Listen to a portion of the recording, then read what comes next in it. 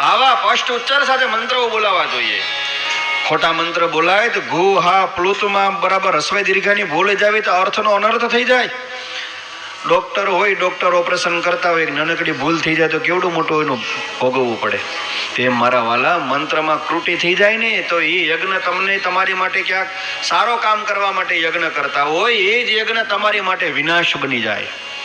યજ્ઞમાં ઘણા વખત અમને કહેતા કે અમારા કાકા આવ્યા છે ને 5 આહુતિ અપાવી જો ને, એમ ન અપાય વાલા. એને દેહની શુદ્ધિ કરી છે?